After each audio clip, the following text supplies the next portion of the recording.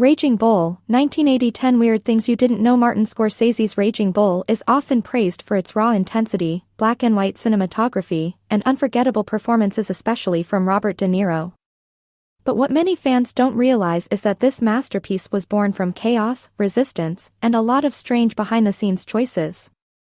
Beneath its artistic brilliance lies a treasure trove of weird, surprising, and even dangerous facts that shaped the film into the cinematic classic it is today. Here are 10 deeply detailed weird facts you didn't know about Raging Bull.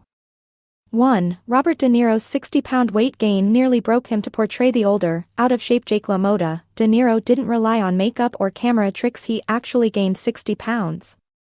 He traveled to Italy after the main boxing scenes were filmed and indulged in rich pastas, meats, and desserts.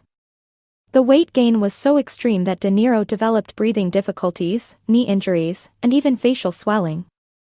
The crew was concerned, but De Niro remained committed to authenticity, saying he couldn't play the character convincingly unless he physically became him.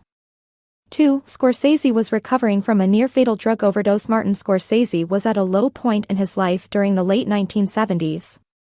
After years of substance abuse and the commercial failure of New York, he nearly died from a drug overdose. Robert De Niro visited him in the hospital and brought him the LaMotta biography, urging him to direct it. Scorsese initially refused, saying he hated sports movies. But eventually, he saw it not as a boxing story, but as a reflection of self-destruction and inner rage mirroring his own demons. 3. Jake LaMotta had to face his own reflection after watching the finished film. The real Jake LaMotta was reportedly silent for several minutes. Then he turned to De Niro and asked, "Was I really like that?" The film forced him to confront the abuse, violence, and toxic behavior he had inflicted on those around him. He admitted that he had never truly seen how bad he was until he watched himself through De Niro's performance. 4. The first script was a feel-good sports drama. Believe it or not, the early drafts of Raging Bull read more like a traditional boxing film, uplifting and focused on LaMotta's triumphs. But De Niro and Scorsese knew it needed to go deeper.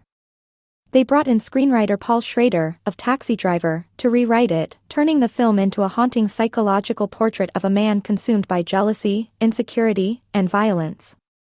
5. Black and white was a bold artistic and legal choice. Scorsese shot the film in black and white for several reasons. Artistically, it created a timeless, documentary-style feel.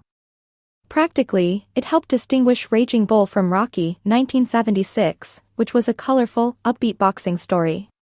Also, old boxing footage was mostly black and white, and Scorsese wanted the fight scenes to match the archival look for authenticity. There was even a legal element. He wanted to avoid visual comparisons or potential lawsuits from other studios. 6. The boxing scenes last only 10 minutes but took weeks to shoot. Though boxing is central to the film's theme, the actual time spent in the ring is just around 10 minutes total. Yet Scorsese treated each fight scene like a ballet or opera, each one filmed differently, with unique lighting, sound design, and emotional tone. Some were chaotic and close-up, others silent and slow motion, showing not just punches but LaMotta's psychological state. It took 6 weeks just to shoot the fight scenes. 7. De Niro trained like a real fighter and fought one to become Jake LaMotta. De Niro trained for over a year. He sparred with actual boxers, including LaMotta himself. LaMotta later said De Niro was good enough to fight professionally, winning 3 out of 3 small-time matches in Brooklyn under fake names. His form, speed, and discipline amazed real fighters and coaches. 8. Joe Pesci was pulled out of obscurity before Raging Bull. Joe Pesci had essentially quit acting. He was working at a New Jersey restaurant and doing odd jobs. Robert De Niro had seen Pesci in a low-budget film called The Death Collector and pushed Scorsese to cast him. Not only did Pesci land the role of Joey LaMotta, he delivered a breakout performance that launched his film career. He and De Niro would go on to become an iconic duo in future Scorsese films. 9. The film was a box office disappointment. Although it's considered a masterpiece today, Raging Bull didn't light up the box office when it was released in 1980. Many viewers were put off by its brutal violence, dark themes, and morally flawed lead character. It made back its budget, but only barely.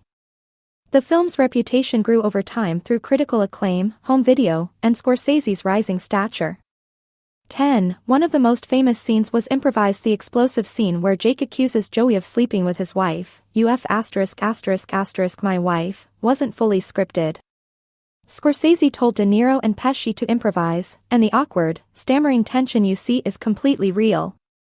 Their off-the-cuff performance gives the scene its raw emotional power, and it became one of the most quoted and parodied moments in movie history. Final thought: Raging Bull isn't just a film, it's an emotional gut punch, a visual poem, and a deep character study built on obsession, rage, and redemption. These behind-the-scenes facts reveal just how much risk, pain, and passion went into crafting this landmark of American cinema. It may not have been appreciated by all in its time, but today it stands as one of the most unforgettable films ever made.